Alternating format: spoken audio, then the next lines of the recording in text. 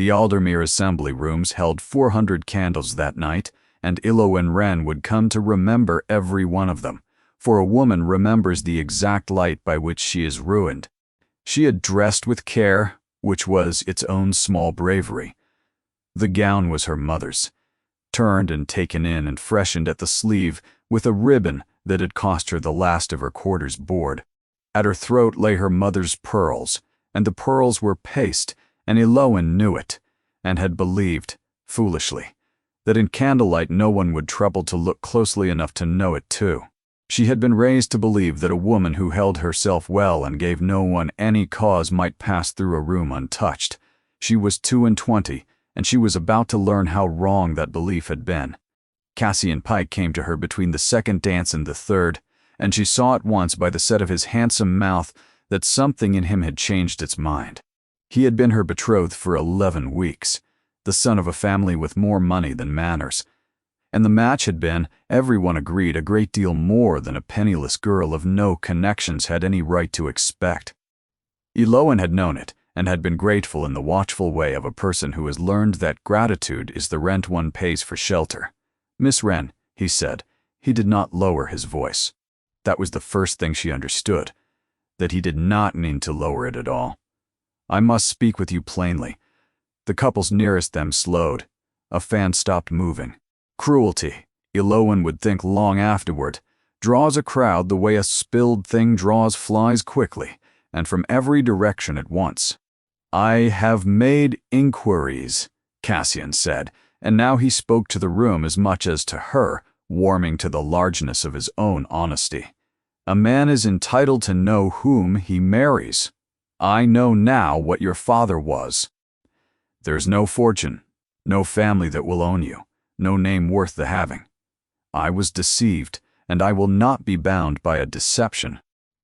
He let it settle, then delivered the sentence he had plainly carried about all evening, like a stone in his pocket, waiting for the widest floor to drop it on.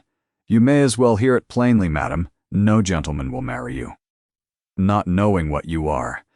There was a sound in the room then that was not quite laughter, and was worse than laughter. The soft, delighted intake of 200 people given a spectacle in place of an ordinary evening. Ilowen did not weep. Her heart went very hard, and her face went cold and still, but she did not weep and she did not run, though every eye was arranged and waiting for her to do one or the other. She looked at Cassian Pike, and saw under the righteousness the small pleased fear of a man who has done a low thing and needs a crowd to make it look like justice. "You have been very frank, Mr. Pike," she said. Her voice came level and clear, and carried further than his, because the room had gone quiet to hear it. "I am sorry. Only that you discovered your economy after I had spent my last shillings making myself fit to stand beside you. Good night. I hope the next lady is richer. I fear she will need to be." It was not a shout. She had never won anything by shouting, but it landed, and she turned to go before the room could decide what to do with her. She did not reach the door. Near the tall windows, half swallowed by the press of people crowding in to watch her disgrace, an old woman had begun to sway, very old, very upright, in gray silk, a generation out of fashion. The crowd, surging forward for a better view, had jostled her against the window seat. Her stick had gone out from under her, and not one of the 200 delighted watchers had turned to see it because they were all turned the other way. At Ilowen, poor. Ilowen saw it. She had spent her life being the one who saw the thing no one else was looking at. She crossed to the old woman without deciding to, and got an arm behind the thin shoulders before the stick clattered fully to the floor. "Lean on me," she said quietly. "There, I have you. It is only the crush and these dreadful fires. Let me get you to the air." She did not fuss and did not exclaim, both of which would have made a fresh spectacle of a proud old woman who had surely had enough of them. She took the weight, retrieved the stick, steered her by slow degrees to a chair by the opened casement, and knelt and fanned her until the gray came out of the old face and something sharp and living came back into it. "You. said the old woman, studying Iloan from a pair of eyes that had plainly not missed a thing in 80 years. "Are the girl that man has just thrown to the wolves in the middle of the floor?" "I am, ma'am. And yet here you are, wasting your one grand exit on a stranger who can do you no good at all." Her mouth twitched. "How very unwise. I like it. What is your name?" Iloan never gave it, for at that moment the whole long room drew breath a second time, and she looked up, and a man was crossing the floor toward them. He was tall and dark, and perhaps 30, dressed with the plainness only the very great can afford, and Iloan did not know him, but the room knew him, and had gone silent in a wholly different way than it had for her ruin. This was the silence of people watching a thing that did not happen. He came the entire length of the rooms, past Cassian Pike, who had gone the color of tallow, and stopped before the disgraced girl in her mended gown, and bowed to her as a man bows to a duchess. "Miss Wren," said the man the county called the Duke of Ashmore, who had not danced in the memory of anyone present whose grief had made him a rumor and a recluse this 12-month past. "The next set is forming. Will you do me the honor?" He could not have told you afterward why he had crossed the room. He had come out that night against his own inclination, meaning to stand at the wall an hour and go home.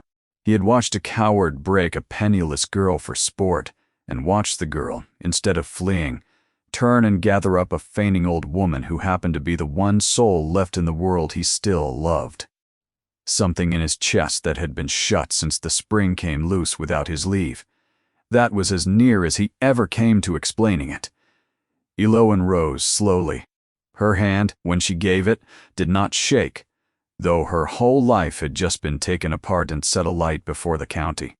She looked up into a closed, cold, watchful face and found, deep in it, something she had not expected and did not trust, that he had seen her. Not the gown, not the paste, not the ruin. Her. "I ought to warn your grace," she said, "that I am the very worst partner in this room. No gentleman will marry me. I have it on excellent authority, not 10 minutes old." "So I heard," said the Duke of Ashmore. "It was the most foolish thing said in this room tonight, and a great many foolish things have been said. Dance with me, Miss Wren, and let us give them something better to talk about." She danced with him, and somewhere behind her, in a silence he would not soon forget, Cassian Pike began to understand what he had thrown away, and Iloan Wren, whose secret was safe for one more night, did not yet know that the greatest danger of her life had not been the man who ruined her, but the man who had just asked her to dance. The truth Iloan carried home that night was this: Cassian Pike had been righter than he knew, and wronger than he could have dreamed. He was right that there was no fortune, and that no family would own her.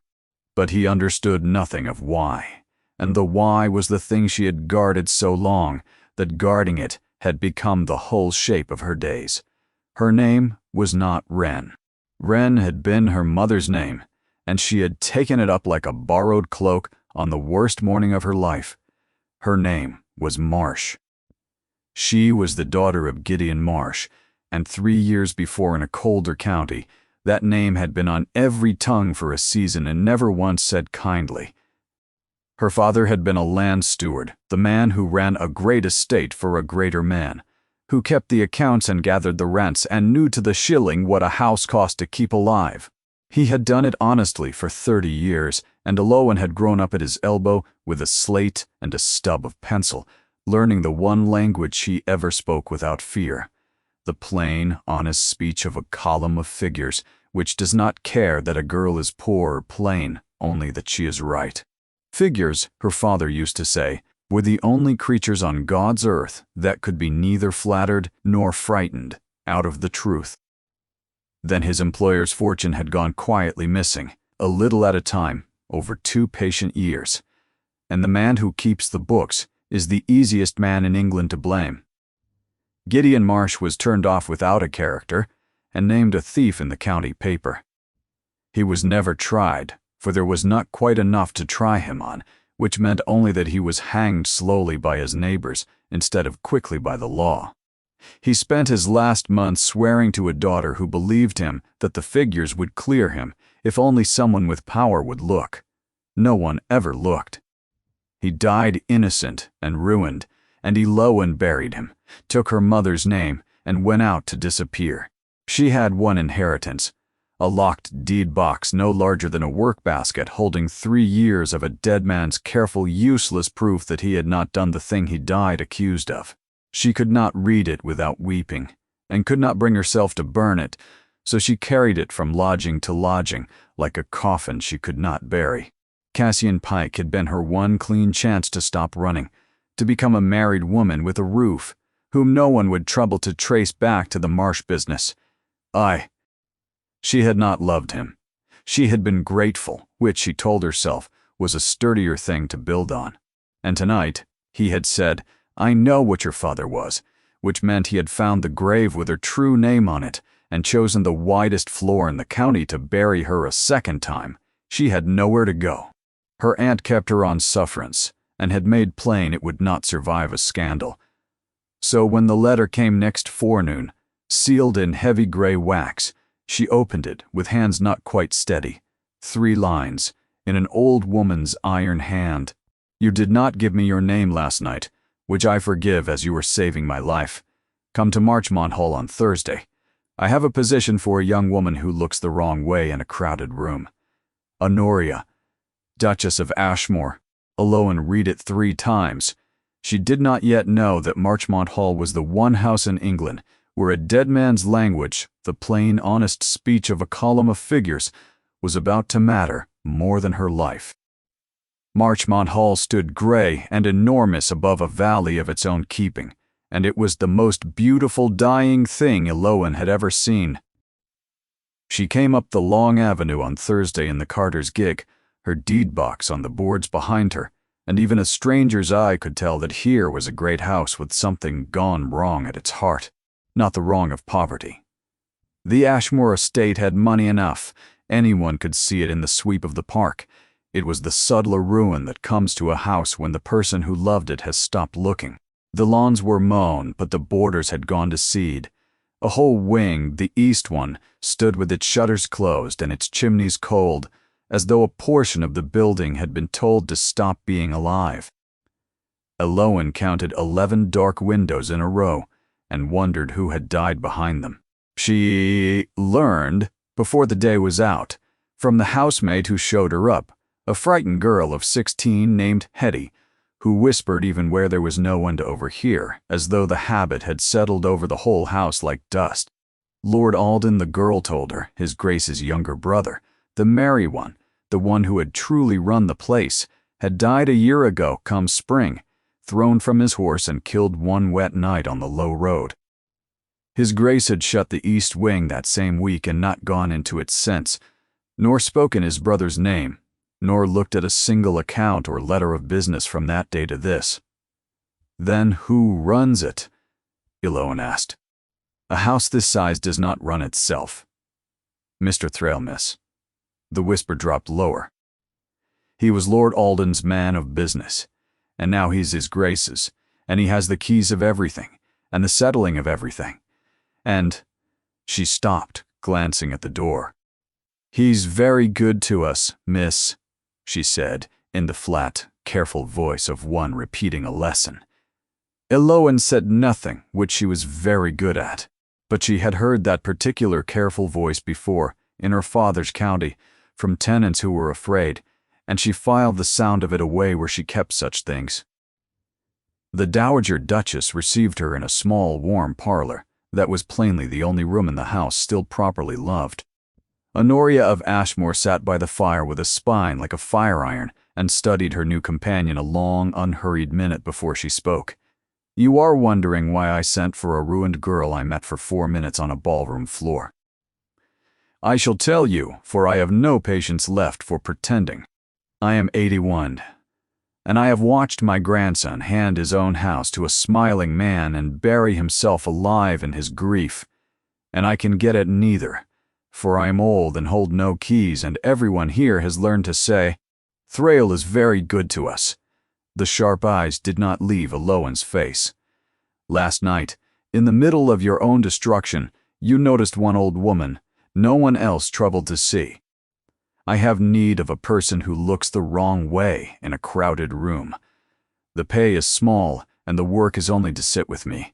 But I am rarely wrong, and I think you may prove the most expensive companion I ever hired, and cheap at the price." That evening, alone in a narrow, cold room in the west wing with her deed box at the foot of the bed, Elowen could not sleep. She rose at last and went to the window and looked across the dark courtyard at the shuttered east wing where a merry man had died. And as she watched, a single light moved behind one of the 11 dark windows, a wing his grace had not entered in a year, and no one was meant to enter at all, and then, softly, went out. Elowen stood a long time in the cold, looking at the window where the light had been, and understood that she had not, after all, come to a house that was merely sad. She had come to a house that was hiding something, and she was, God help her, the one person in it who could not help but look. The Dowager Duchess of Ashmore kept her new companion 4 hours a day and wasted none of them. Elowen's duties were meant to be nothing at all, to read aloud, to fetch a shawl, to sit where an old woman could see a young face. But Honoria had not gone to the trouble of rescuing a ruined girl from a ballroom floor in order to be brought shawls. On the third afternoon, she laid a household book open on the little table between them, a month of marketing in a long, untidy column, and said as though idly, "My eyes are not what they were, add that for me, child. I make it £3.11. Elowen read the column in a single glance. It came to £4.02. She saw, in the same glance, that a line for tallow candles had been entered twice, and that the second entry was in a rounder hand than the first. She had not meant to say any of it, but there is a particular relief in being handed a true question by someone who wants the true answer, and she had held her tongue for 3 years. £4.02, ma'am," she said, "though it ought to be £3.17. Someone has set the candles down twice. The old eyes came up, and they were not vague at all." "Has someone?" said Honoria softly. "How very interesting. My grandson told me you gentled a fainting old harpy in a ballroom as though you had done it all your life. I find you can also read a false account, upside down, across a table. Sit closer, Miss Wren. I mean to stop pretending, and so shall you, and we will get on a great deal faster for it." So Elowen sat closer, and the old woman told her the shape of the thing she had not been able to prove. Since Lord Alden died, every account at Marchmont, the house, the home farm, the rents of 40 tenant families, passed through the hands of one man, Mr. Osric Thrale, who settled every bill and held every key and answered to no one, because the only man he need have answered to had shut himself in a library, and would sign whatever was set before him sooner than read his dead brother's hand. Honoria had watched the money of a great estate thin like a sick man's blood, and had been able to do nothing, for she was 81 and held no keys, and every servant in the house had learned to murmur that Mr. Thrale was very good to them. "There is worse," she said. "At Michaelmas, 5 weeks off, my grandson means to sign a general authority that will put the whole estate in Thrale's name to manage as he pleases, past the reach of any court and any grandmother. Thrale has persuaded him it will spare him the pain of business. After that day, I cannot touch him, nor can you, nor can God." Her knotted hand closed on the head of her stick. "I am giving you the still room, the linen, and the household book, on my authority, which in this house is older than Mr. Thrale's. It is a small doorway, but a great house is all of a piece, Miss Rand. Get your hand on one honest thread, the coal, the candles, the kitchen books, and you may follow it clear to wherever the cloth is being quietly cut away. 5 weeks? Find me something a signature cannot undo." She had scarcely finished when the door opened without a knock, and a soft-spoken, smooth-shaven man of 40 came in smiling, with the rein of the yard still on his shoulders and a ring of keys at his belt that chimed as he moved. "Your Grace," said Mr. Thrale and bowed, and turned the smile upon Elowen like a lamp. And this is the young person from the assembly. How kind of her grace to find you a place. A companion. He said the word gently, as one might say ornament or stray. You will find Marchmont very quiet, Miss Wren, after the excitements of Aldermere. We keep to our own small tasks here, and trouble no one, and no one troubles us. I have always found it the surest way for a young woman with no friends to come to no harm. How thoughtful, Mr. Beer. Thrale, Elowen said pleasantly, and folded her hands over the household book so that he should not see they had gone quite cold. I am very fond of small tasks. They are the only kind I have ever been trusted with. He smiled a moment longer than was comfortable and went out, and his keys chimed away down the passage. And Elowen sat holding a book of false candles in a house with 5 weeks left on its clock, and understood that she had just been warned by a man who did not yet know she could read. She did not begin with the accounts. She began with the house, because a house that does not trust you will tell you nothing. And Marchmont did not trust her, and Marchmont said so below stairs in the way of houses, out of her hearing, and just within it. There was a wager in the servants' hall by the end of her first week. The last 3 companions had lasted a fortnight apiece before Mr. Button. Thrale found some quiet reason to see them gone, and the betting ran heavily that the ballroom girl would do no better. Even Hetty, who liked her, had staked her careful sixpence on the ballroom girl being gone by month's end. Elowen learned of it within 3 days, because a woman who has been invisible all her life hears a great deal that louder people miss, and she did not resent it. She thought it, on the whole, a very sensible bet. She had made much the same one herself, coming north with a borrowed name and a dead man's box. She did not mean to win it by argument. She had never in her life won anything by argument. She meant to win it the only way she trusted, by taking hold, one thing at a time, of the tasks nobody else would touch, and doing them so quietly and so well that one morning the house would wake, unable to remember how it had managed before her, and the wager would be forgotten because the question it asked had stopped meaning anything. So she scoured the still room and turned out 3 years of spoiled stores. She had the linen struck and washed and turned and mended, and where sheets had worn past mending, she had them torn into dusters and binding cloths, so that nothing at all was thrown away, for waste was the one thing that truly grieved her. She found that Hetty and the young kitchen maid had gone 2 quarters unpaid.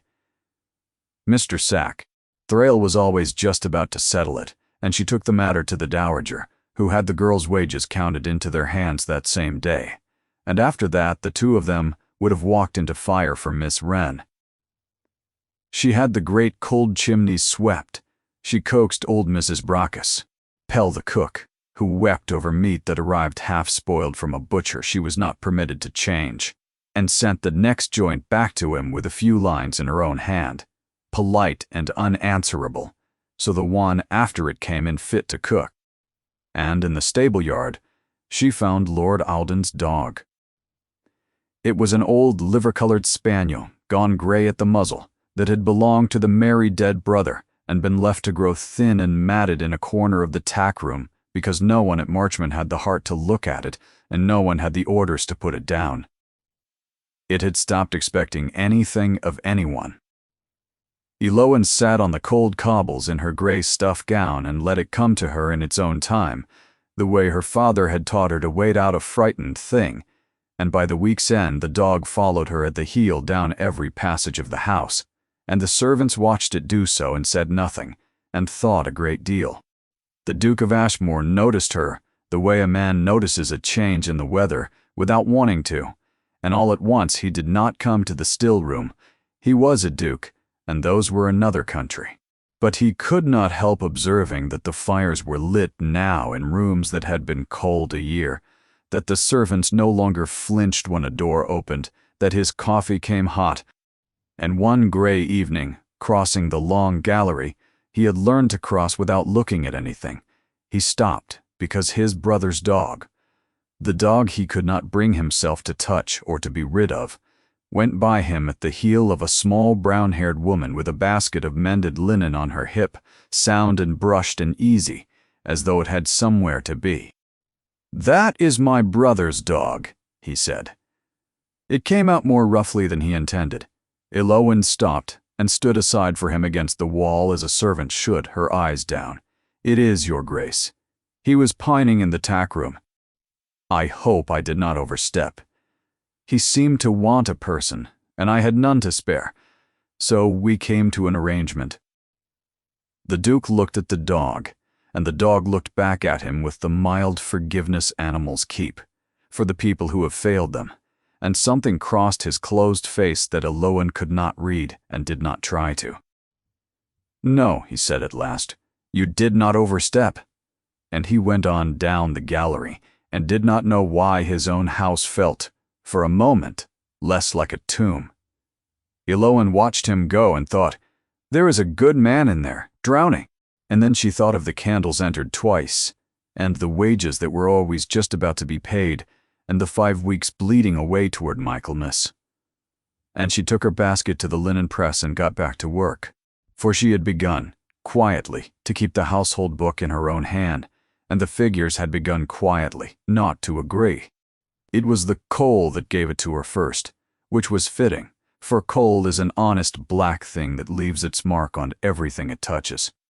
Elowen kept the household book the way her father had taught her, not the tidy figure that was posted for form's sake on the servants' board, but the true one. What came in at the door, what was truly paid for it, week by week, in the plain numbers the tradesmen gave her with their own hands. The dowager's authority reached the house and no further, but the household books were one loose thread, and she had hold of it now. She wrote down what the coal merchant was truly paid, and the chandler, and the carrier, and within a fortnight her figures and the posted figures had begun to part company, like two roads at a fork. The coal merchant from the valley was paid 7 shillings the load.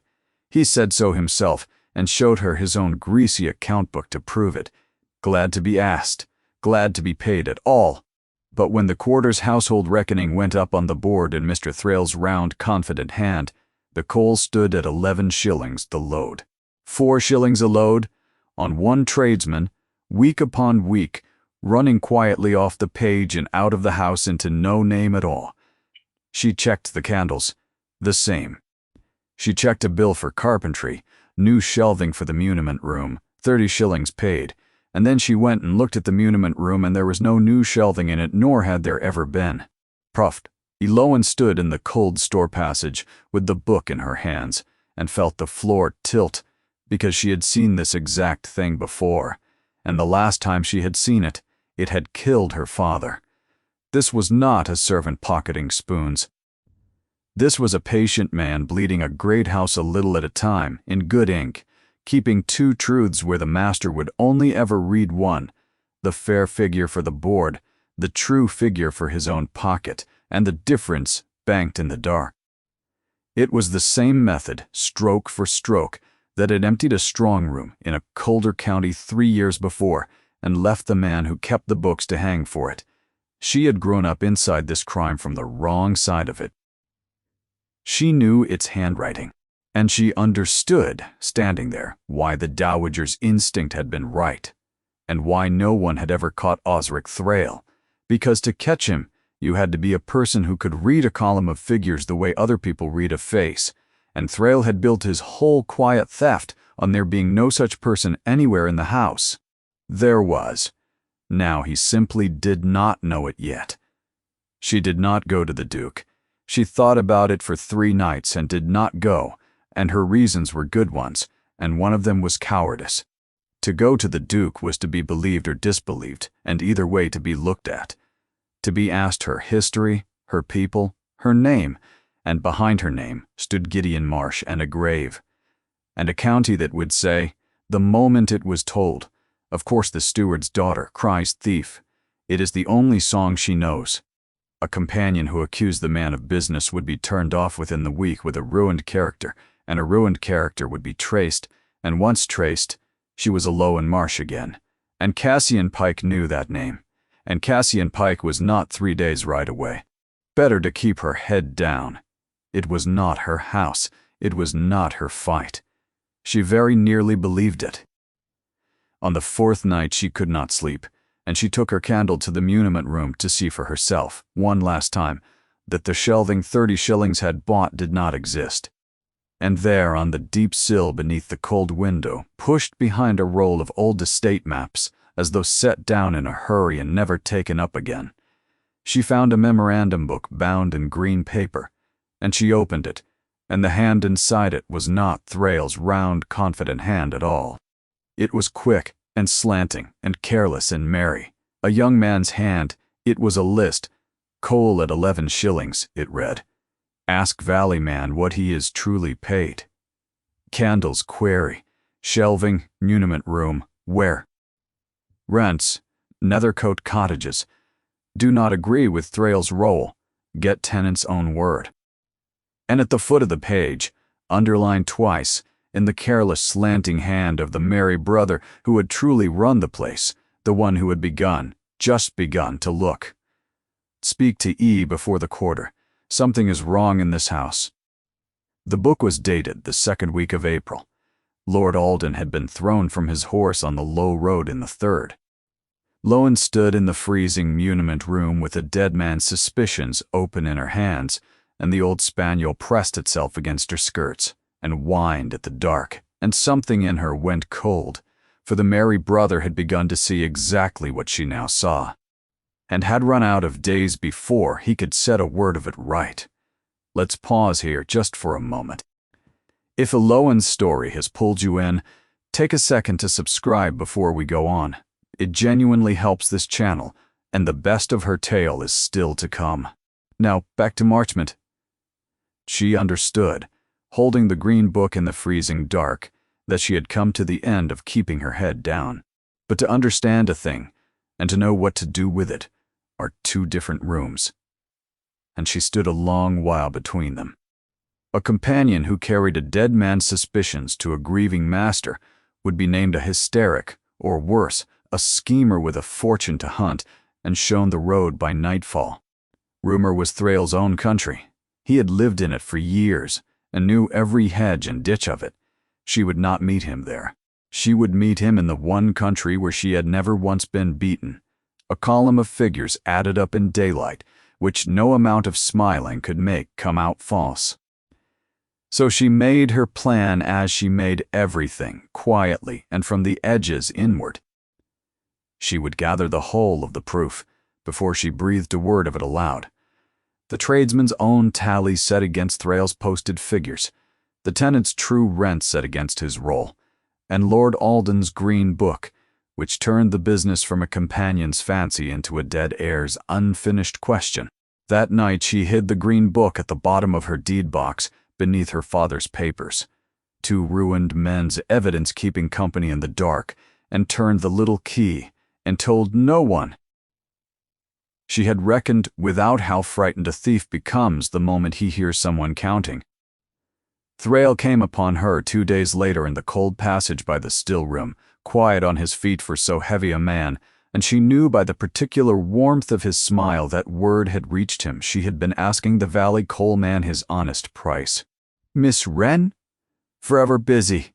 He set his shoulders against the paneling, easy, blocking rather more of the passage than a courteous man would. "I confess I am puzzled by you. A companion's whole employment is to sit with an old lady and be ornamental.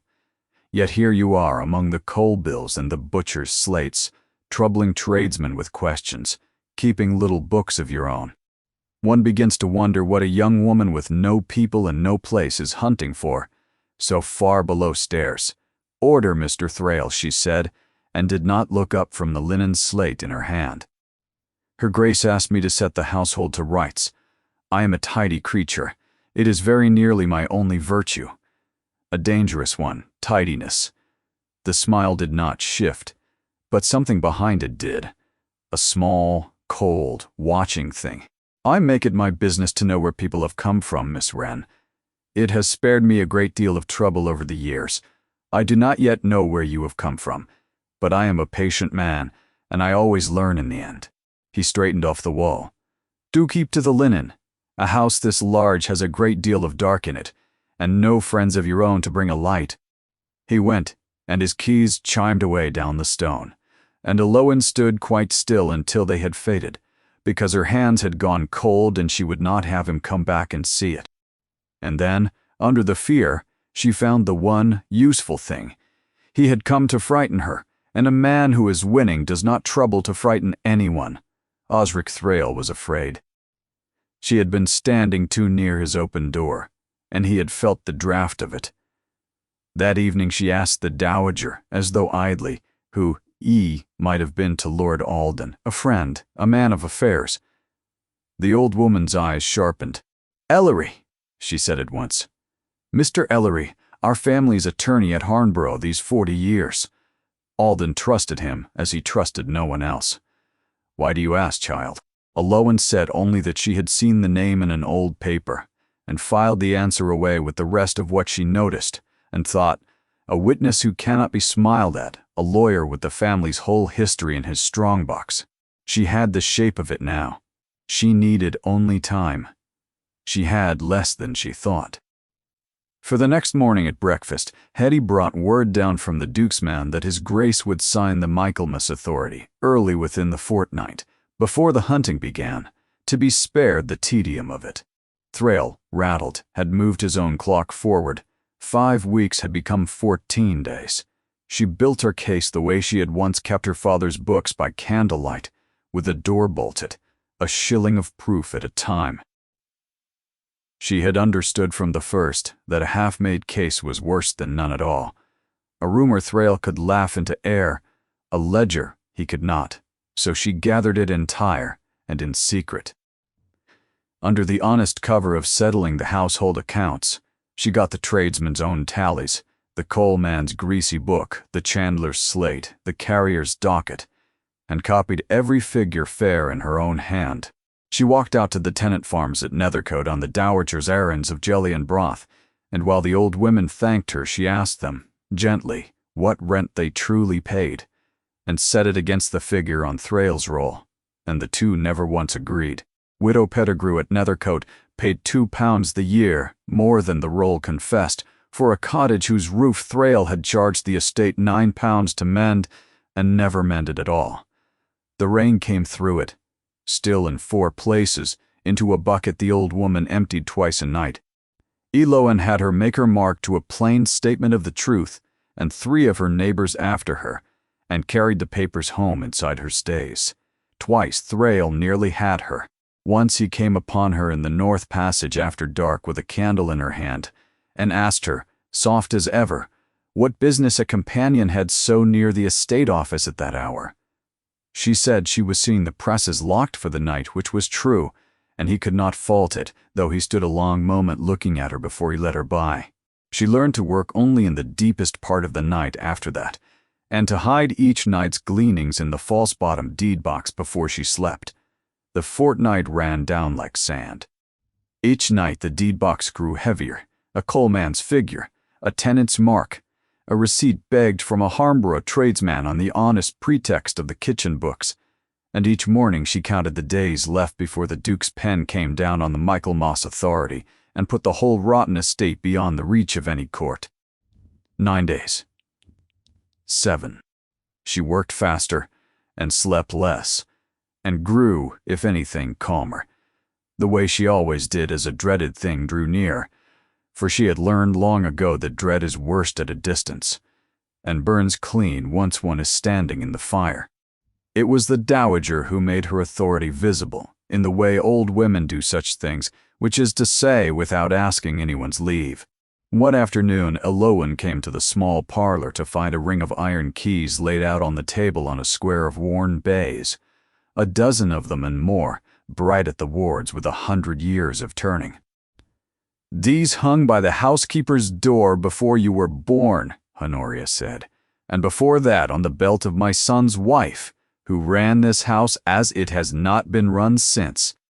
When Alden died, Thrale took them into his office for safekeeping, and safekeeping is the word thieves use for theft. "I have got them back. Do not ask me how. I am 81, and I have my ways." Her knotted hands did not touch the ring. They are yours now, not on the still-room hook, on your person, at your waist, where the whole house may see them, and know who turns them, and when the day comes that a man tries to take them off you, and he will, you are to hold on. Aloan wore the keys from that afternoon, and their small iron music went before her down every passage of Marchmont, and the house heard it and began week by week to remember how to be a house. The Duke heard it too. He was in the library most evenings now, the one room he still used, where he sat with a shut book on his knee and let the fire go down. And by no arrangement she could name, Aloan came most evenings to find some volume for the Dowager, and stayed, and they talked of small things, the weather and the dog and the failing light. And the library became a small country that belonged to the two of them and no one else. He was not cold, she found only walled, and behind the wall was a dry, exact humor and a great store of tenderness, gone to grief for want of anywhere to spend it. The first evening she wore the keys into the library. His eyes went to them and stayed, the iron ring bright against her gray gown, and something moved behind his face that she could not name and did not ask after. Grief, perhaps, or the memory of another woman who had worn them, or the first faint stirring of a thing he had no word for yet. "My grandmother gave you those," he said. "It was not a question." "She did, your grace. I told her the county would talk. Let it talk." He weighed the shut book in his hands. This house was never run by a man's signature. It wanted a woman's keys and a woman's eye. I did not understand that want. I am beginning to. They fell, those evenings, into a habit of talking that neither examined too closely. She would read him the absurd corners of the county paper, a farmer's prize marrow, a curate's feud over a pew, until the corner of his mouth betrayed him, which she counted, privately, a small victory each time, for a man who has not laughed in a year has half forgotten he is allowed to. He asked her once why she was not afraid of him, as the rest of the house so plainly was. "Because you are not scowling at me, your grace," she said. "You are scowling at something a long way behind me, and have been this 12-month. It would be great vanity in me to take it personally." He looked at her a long moment across the fire. "No one has spoken to me so," he said, "since my brother died." "Then someone was overdue," said Aloan, and turned the page, and the old dog sighed in its sleep between their chairs, and neither of them rang for more coal. She was aware all the while of the double life she led, honest by daylight, and by candlelight a spy in a dead man's cause, and of the particular danger of these evenings, which was not that Thrale might see them, but that she might come to want them. A woman who means to vanish cannot afford to be seen, and to like it. She told herself so on the stairs each night, and believed it a little less each night, and came down again the next evening, all the same, and he was always there, and the library went on being the one warm and honest room in a house full of cold and lying ones. He spoke of his brother once. The fire was low, and he did not look at her. Alden ran everything, he said, the land, the tenants, the accounts, all of it his, and gladly. I was the elder and the duller. I signed where he told me, and thought myself fortunate when he died. I could not open a single book he had kept. His hand was on every page of them. He turned the shut book over in his own hands.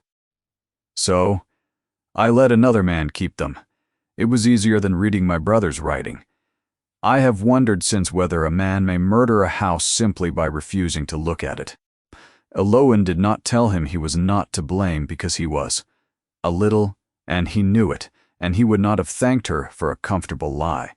She said instead, "Then look now. It is not too late to begin."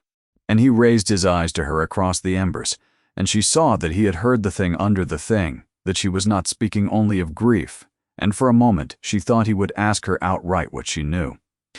But he was not ready, and neither, God help her, was she. And the fire settled, and the moment passed, and they sat on in the shared and dangerous quiet of two people, each holding one half of the same truth. She went to Ellery on a still-room errand that took her, by a wide arc into Harnborough. The attorney was a spare old man with a paper-colored face and eyes that missed nothing, and when she gave her name as Wren, he looked at her a while and said, "You have the look of someone, but I cannot place it." She let it lie. She told him only that she kept the dowager's household accounts, and that she had found matters in them she did not like, and that Lord Alden's own hand had found the same before her. At the mention of Alden, the old man's composure broke like a dropped cup. "He wrote to me," Ellery said, 10 days before he died.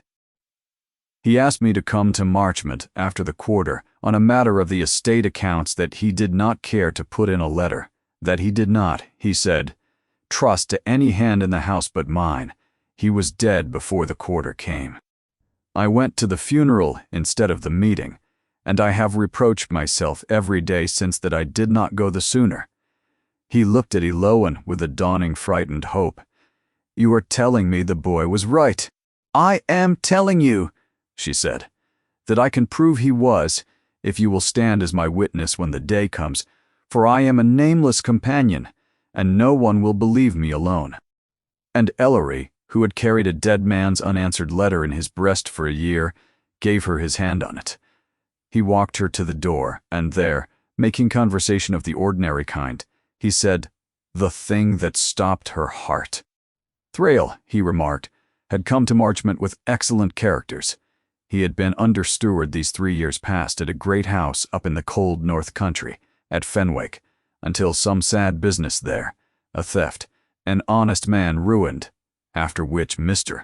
Thrale had thought it best to seek a fresh situation in a milder county. Eloan stood on the attorney's step with the rain beginning, and did not trust herself to speak. Fenwick, her father's house. The place where a strong room had emptied a little at a time over 2 patient years, and a steward named Marsh had been left to hang for it, and a smiling understeward had moved on with excellent characters to do it all again.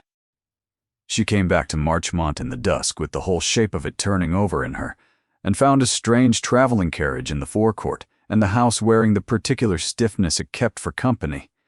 Mrs. Sibylla Vane was the Duke's cousin on his mother's side, a handsome, dry, watchful woman of 35, who had been born to a good deal more than she now had. Her father had gamed the family portion into the sea. Her husband had died and left her a widow's pittance that shrank with every quarter. Since Lord Alden's death, she had come to Marchmont oftener and stayed longer, and she had a plan that was own sister to Cassian Pike's. Though the two had never met, she meant to be mistress of Marchmont. If she could not be its duchess, and Emery had never once looked at her so, then she would be the power behind its shut door, and for that she had chosen Thrale years since, or Thrale had chosen her. It came to the same. She saw that her small debts about the county were quietly settled, and, in return, she smoothed the steward's way with the family, and asked no awkward questions. Each propped the other. Neither could have stood alone. Sibylla Vane was cleverer than Thrale, and where he blustered, she simply watched. She had been in the house 3 days before. She understood what he in 3 months had not, that the little brown companion was not merely capable, but hidden. "Wren?" she said one afternoon, sweet as barley water. Such a small, plain name from where? One wonders. There are wrens in the west, I think. Are you a west country wren? And when Eloan returned some soft nothing, Sibylla smiled and let it go. The way a cat lets a thing go, only to have it again. "How curious you are," she murmured. "A companion who holds the keys and keeps the books, and whom the tenants curtsy to. One does ask oneself what such a woman is. Under the grey stuff, I am a great watcher of people, Miss Wren. It is my one accomplishment, now that I have no money to buy any others."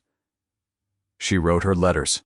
Among the wreck of her connections, she had a cousin married to an attorney's clerk in the north, and she set him, in the mild way of such people, to asking whether anyone recalled a Miss Wren, or any young gentlewoman of about 22 who had left her people the autumn before under a cloud. It would take a week, perhaps 2. And But Sibylla Vane was patient, and she had already guessed the shape of the answer, and she had already gone to Thrale with it, and Thrale, who now knew that the companion asking after coal prices had been to Harnborough to see the family lawyer, had gone very still, and then had done the one thing that would bring the whole reckoning down at once. For Thrale remembered Fenwick as well as she did. He remembered the steward he had ruined, and he remembered that the steward had left a daughter, and now a nameless young woman with a head for figures, and a lawyer at her back was turning out his life a shilling at a time under his own roof, and the arithmetic of it frightened him as no honest account ever could.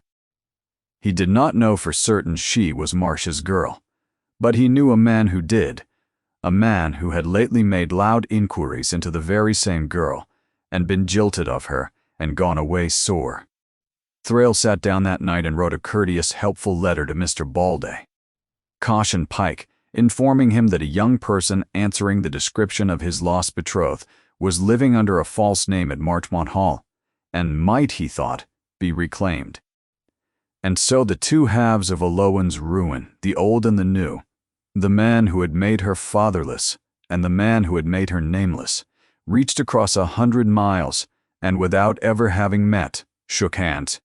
The reckoning came, as reckonings do, on the one morning she was not ready for it. It was the morning appointed for the signing. The Duke had sent to Harnborough for Mr. Mash, Ellery to witness the Michaelmas authority, not knowing that the family's old attorney was already Alohan's man, that the two of them wanted only 3 more days to have the whole case bound and sworn. Thrale had the deed drawn and waiting on the library table. He had won, or believed he had. By noon the estate would be his to bleed, past the reach of any law, and the nameless companion with her little books would be an inconvenience he could dismiss at leisure. He was smiling that morning as Alohan had not yet seen him smile, wide and easy, a man watching the last card fall his way. She was in the forecourt cutting the late roses for the dowager's room when the traveling carriage came up the avenue, and she knew the crest on the door before it stopped, and the basket went out of her hands. Cassian Pike stepped down red-faced and righteous, exactly as he had been at Aldermere, brushing the dust of 100 miles from a plum-colored coat. "There you are," he said, with enormous satisfaction, as a man says it who has been rehearsing the words to length of a long journey. "Miss Wren, or ought I say Miss Marsh, did you truly think you could hide under a dead thief's name and never be found? I have come to see justice done."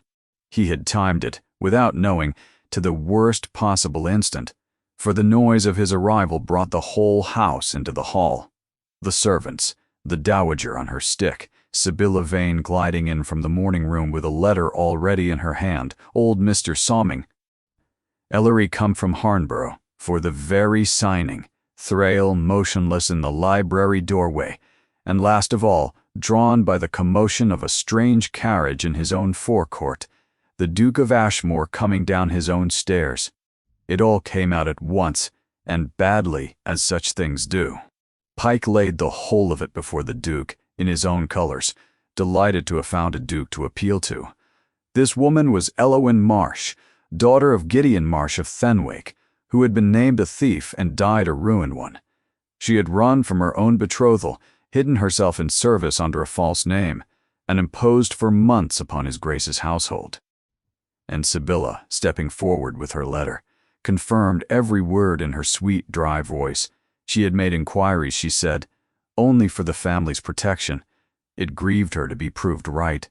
But there it was, a gentlewoman with a thief for a father, concealing her name, insinuating herself into a grieving house, and, how odd, how very odd, spending her nights by the servant's account, copying his Grace's private accounts.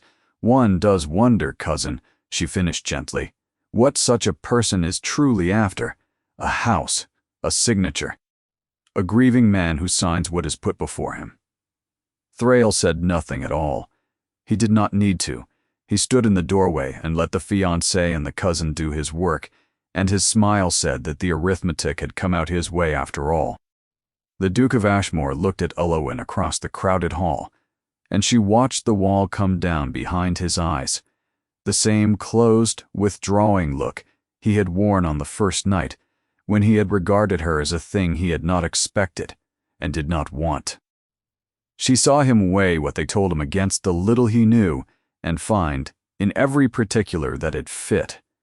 The false name, the hidden past, the accounts copied in the dark. She saw him decide that she had used him, as everyone had always used him. The library door shut behind his face, and it was worse than Aldermere had been, worse than anything, because at Aldermere she had lost only her good name, and here she was losing the one man who had ever looked at her and seen her whole. And then Cassian Pike, who could never leave a wound unsalted, said the thing that saved her.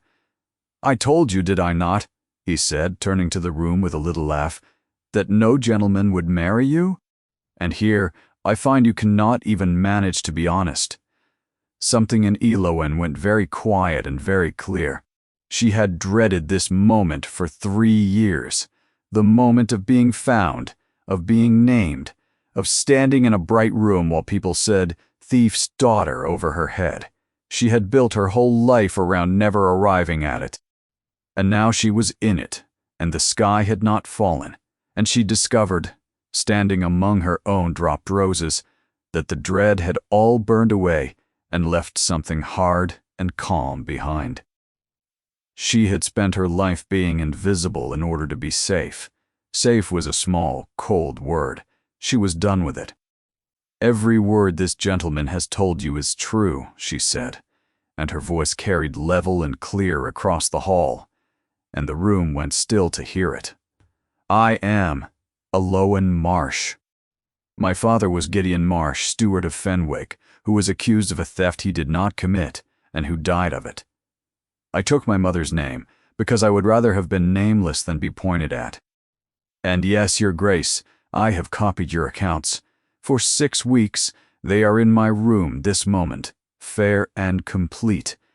The tradesmen's true figures against the figures posted on your board. Your tenants' true rents against the roll, Mr. Bide. Thrale keeps. The roof at Nethercote you were charged £9 to mend, that I have stood beneath in the rain. Your cousin is quite right that I have been busy in the dark. She is only wrong about why." She turned from Pike, from Sibylla, and looked full at the Duke. "I did not come to your house to rob it. I came to hide in it. But I could not help seeing what I saw because my father taught me to read a column of figures before he taught me anything else, and because I have seen this exact crime before. The patient bleeding of a great house, a little at a time in good ink, kept in 2 books, so the master need only read the honest one. I have seen it, your grace, because it is the same crime, worked by the same hand, that killed my father." She lifted her chin toward the man in the library doorway. "Mr. Bry, Thrale was under steward at Fenwick for the 2 years. The money went missing there. He left the month my father was ruined with excellent characters, and came here to do it again. Ask Mr. Ellery how he came to you. Then ask him to sign nothing this morning, and let me show you what I can prove in an afternoon." For 1 heartbeat, no one moved. Then Osric Thrale made the single mistake of his patient, careful life. He laughed, a soft, easy, comfortable sound. And the laugh was wrong, and he knew it was wrong the instant it left him. For an honest man does not laugh when he is called a murderer of names. An honest man goes white, and still. Sibylla Vane's face had already begun, very slightly, to close, and the Duke of Ashmore was no longer looking at Elowen as at a thing he did not want. He crossed the hall to her through the scattered roses, and he did not lower his voice, and what he said, so the whole room heard it. "Bring me the books, Miss Marsh, every page. And Ellery," without turning his head, "you will draw up nothing today except perhaps a statement of what this lady is about to prove." They did it in the library, and it took the rest of that day and half the night. Elowen fetched her deed box and laid its contents on the long table where the unsigned authority still waited. 6 weeks of fair copies, and the tenant's marks, and her father's 3 years of patient, useless proof, and on top of it all, The green memorandum book in a dead man's slanting hand. Ellery sent for the tradesmen, and they came in their Sunday coats, uneasy under the painted ceiling, and one by one they laid their own greasy books beside Iloan's and swore to the figures. The coalman, the chandler, the carrier, the Harnborough carpenter who had never built any shelving in any muniment room because no one had ever paid him to. Corbett, the old head groom, brought the tenants in a farm cart, Widow Pettigrew on his arm, and they made their marks again by candlelight before the Duke's own eyes. And when they had gone, the Duke opened the estate's 2 rent rolls side by side, the fair one that was shown, the true one that was not, and he turned the pages in a silence that no one dared break, and he understood the whole of it in about a quarter of an hour, being, as his grandmother had always said, not a stupid man. Only one who had let his grief do his reading for a whole year, which does the same damage by a gentler road. Then Ellery set the last paper before him, Gideon Marsh's own record, 3 years old, of the Fenwick thefts, the dates, the sums, the method, and beside it Thrale's Fenwick character, and beside that the Marchmont accounts in Thrale's round hand, the same trick worked twice by the same fingers. The old attorney's voice shook. "This clears your father, Miss Marsh," he said. "Do you understand me? A dead man's word against a living man's ledger, and the ledger agrees with the dead man in every line. Gideon Marsh will be an honest man again in every court in England. I will see to it myself." Iloan did not weep. She had not wept at Aldermere, and she did not weep now, but she put her hand flat on her father's papers, on the 3 years he had spent shouting into a shut door, and she stood very still for a moment while the room went on around her, and something she had carried like a stone for 3 years shifted and grew lighter, and was for the first time bearable. The Duke closed the true rent roll. When he spoke, it was not to Thrale, who had grown smaller and grayer in his chair through the long afternoon, making now and then a soft attempt. The companion is mistaken. A woman cannot be expected to understand an estate that no one troubled to answer. The Duke spoke instead to no one to the shut east wing, to his brother. "He wrote a list," he said, turning the green book in his hands. "He asked to see me before the quarter. He never came to me, and I never asked why, because asking why would have meant opening a book in his hand, and I could not. He looked up, and his face was terrible and awake. A year of grief scoured off it. You were his man of business. You knew he had begun to question your figures, and you let him die believing there was nothing amiss, and you have gone on robbing his house over his very grave every quarter since." His voice did not rise. It went the other way, down to the bone. "Whatever else may be said of you, you are at the least that. Get out of my house, Thrale, tonight.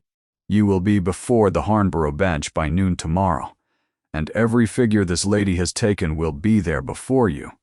Thrale went in the end, because there was nothing else to do. At the door he turned once, and all the softness had gone out of him, and he looked at Iloan with a hatred that had no smile left anywhere in it. "You could not keep to the linen," he said.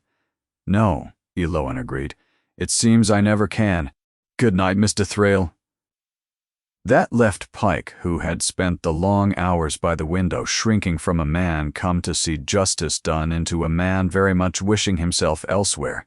The Duke turned on him last, and did not trouble to raise his voice. "You rode 100 miles, sir, to expose a woman for the crime of surviving what men like you did to her. You have exposed only yourself. There is a carriage in my forecourt. Be in it." And Cassian Pike, who had once broken a penniless girl for the pleasure of an audience, went out under the eyes of a full room, without a single word left in him, which was, Iloan thought, very nearly the first honest silence she had ever known him keep.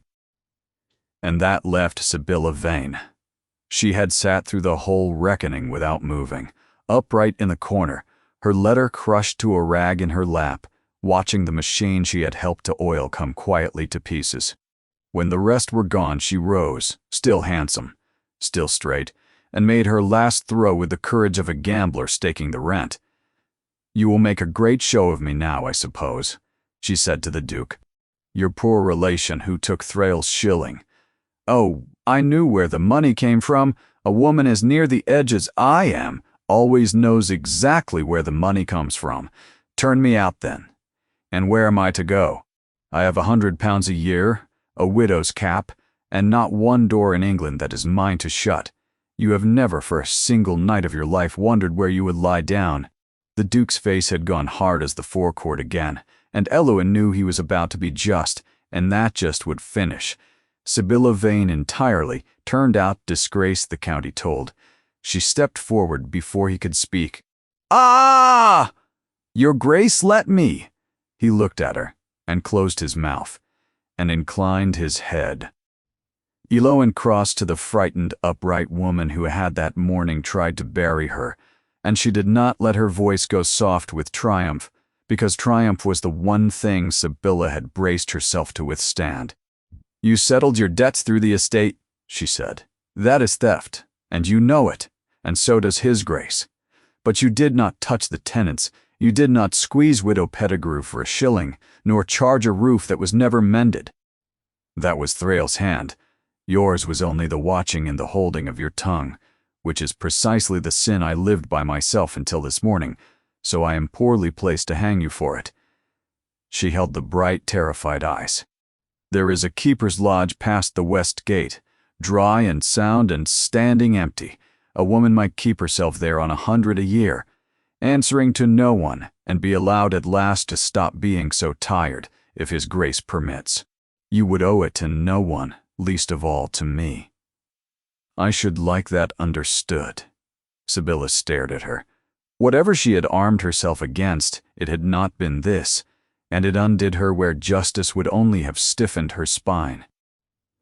Her face crumpled once, hard and set again. "Why?" she said. There was nothing gracious in it. The word came out of her as though it cost her something to let go.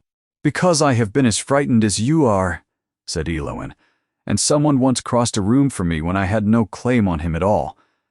Good night, Mrs. Vane." The Michaelmas ball at Marchman had been Lord Alden's ball. He had given it every year. The one night the shut great rooms were thrown open and the whole county driven up the avenue, and there had been none since he died. But it was the Dowager who decreed there would be one now from the depths of her chair, in the voice of a woman who has decided a house has held its breath long enough. Now, "You will open the rooms," she told Eloin, "and you will do the whole of it, the linen, the plate, the flowers, the candles. My grandson will complain of the cost of and pay for gladly. You have run this house from within a week of your coming. Whatever anyone chose to call you, it is time the county saw who runs it." The old eyes gleamed. "And I should like, before I die, to watch a certain set of people be very sorry indeed that they were rude to you in a ballroom." So Eloin opened the great rooms. She had the covers struck and the shutters folded back, and a year of dust carried out in pails. She filled the long gallery with the last of the roses and 50 candles of good wax that did not smoke, for she had had the sconces cleaned herself. She let out one of the old gowns from the presses with the Dowager's blessing, a soft dove gray, modest, the very color a ballroom looked straight through, for she had not the least wish to be looked at, and knew by now that it would make no difference at all. The county came, because a duke's ball is a duke's ball, and because half of them had been at Aldermere and could not for their lives have stayed away from the second act. They came expecting to see the thief's daughter put in her place, or married off in a hurry to cover a scandal, or gone entirely. They found instead a quiet gray woman with a ring of keys at her waist, directing 50 candles and a supper for 200, as though she had been born to it, and they did not know what to make of her, and they said so behind their fans, and the fans this time did her no harm at all. She was standing at the head of the gallery near midnight, watching the supper go in, entirely absorbed and unaware of herself, when the Duke of Ashmore crossed the whole length of the crowded room to her. The county saw him do it. That was the point, though Eloin did not understand it until afterward. Cow.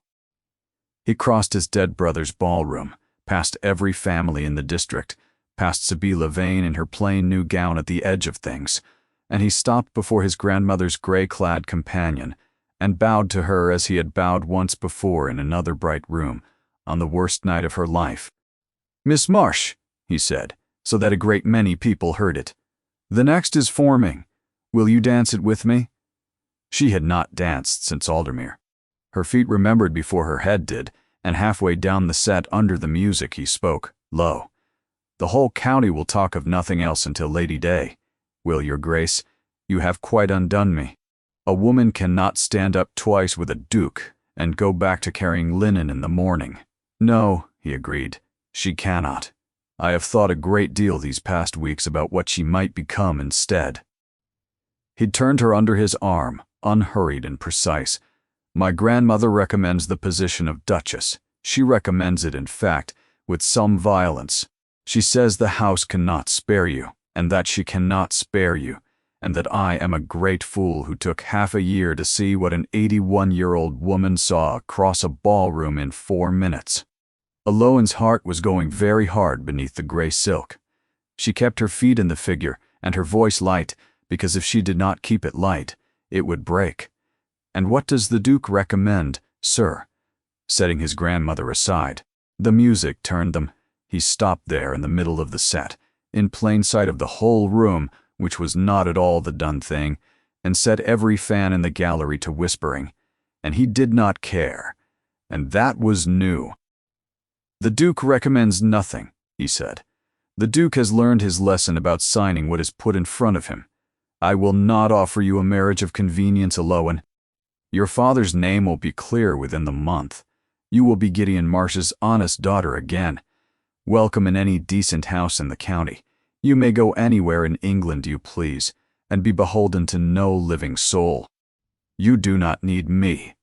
That is precisely why I am asking." His voice dropped down to the bone, awake and unguarded and afraid. "A man told you in a ballroom that no gentleman would marry you. He was right, in a way. I am no gentleman with a snug settlement to offer a girl who has nowhere to go. I am only a man who spent a year refusing to look at anything, and who would like to spend the rest of his life being looked at by the one person who was never for an instant afraid of him. Marry me, because you choose it or do not, and stay and run the house. I could not. The whole of it is in your hands, and it always was. The whole gallery had gone still. 50 candles, the roses browning in the warm air. 2 years of shut rooms open to the autumn night. Eloan looked up at him. She thought of the 400 candles by which she had been ruined, and the paste pearls, and the 3 years she had meant to spend nameless and safe. Safe was a small word. She had been safe her whole life, and unseen, and she had believed the two were the same thing, and she had been wrong. Emery, she said. She had never used his name. The gallery heard her use it. He heard her use it, and something moved in his face that was worth more to her than the estate and every green acre it stood on. That is a yes, your grace, should the Duke require it set down in plain words. I have held my tongue a great many years, and find I have quite lost the taste for it. Yes, I will marry you, as yourself, choosing it. She could not help it. The beginnings of a smile had found her own mouth now. On one condition, your grace. Name it, Widow Pettigrew's roof, mended before the first frost properly. By the carpenter who was actually paid to do it, and not a shilling of it charged twice. The Duke of Ashmore laughed a sound the county had not heard in 2 years, and it carried the length of the bright gallery, and by the door, the Dowager Duchess set down her glass and permitted herself, at 81, to look for one moment entirely satisfied. They were married quietly that winter, at the Marchmont church where Alden lay. Before the year was out, Gideon Marsh was an honest man, again in the same county paper that had once hanged him in print. Eloan kept the notice, and set Lord Alden's green memorandum book in a drawer of her own desk, and asked for nothing more of the past. Osric Thrale answered to the Hornborough bench for the thefts, and then to the assizes, where 3 years of his patient robbery were set out figure by figure, and he was given a long while in which to repent of it. What Thrale had bled from Marchmont over 3 years was reckoned to the last shilling and given back, cottage by cottage. The roof at Nethercote was mended before the frost, and the rain fell on the outside of it, where rain belongs. Sibylla Vane lived in a keeper's lodge past the west gate. She was not softened all at once. A woman does not unlearn 15 years of fear in a season, but she came up to the house at Elowan's asking, and found she had a better head for a still room than she had ever had for watching other people's faults, and the two of them arrived, if not at friendship, then at the wary respect of two women who both knew exactly how tiring it is to be afraid. B, old spaniel, grew fat and slept by the library fire, and the dowager, who missed nothing and forgave little, lived to see the house full again, and pronounced the whole business a great deal of trouble that had, on the whole, been worth it, which from Honoria of Ashmore was very nearly a psalm. On a bright evening at the end of that first year, the Duke came looking for his wife, and found her where he had half known he would, in the library, in the chair by the fire, the great honest account book of the estate open on her knee, the true one, the only one now kept in her own clear hand. She was not reading it, she was only sitting with it, the way a person sits with the thing that has at last come right. "You have put the whole house in order," he said from the doorway. "There is nothing left to set straight. Whatever will you do with yourself, Duchess? Or—" She looked up at him across the low fire, steady and clear-eyed and unafraid, exactly as she had looked up at him from a ballroom floor, on the worst night of her life, when a man had said that no one would ever want her, and a stranger had crossed her room to prove him wrong. "I shall find something," she said. "I always do. I cannot abide waste. It is my one true failing. Come and sit down. You are scowling at the doorway again." He came and sat down. The candle burned. She had come to Marchmont meaning to vanish, and had become instead the most closely watched and plainly known woman in the county, and she had learned, to her own great surprise, the very thing she had spent her whole life fleeing: that to be wholly known by someone who chooses you regardless is not the ruin the fearful take it for. It is the nearest thing to shelter this world has to give.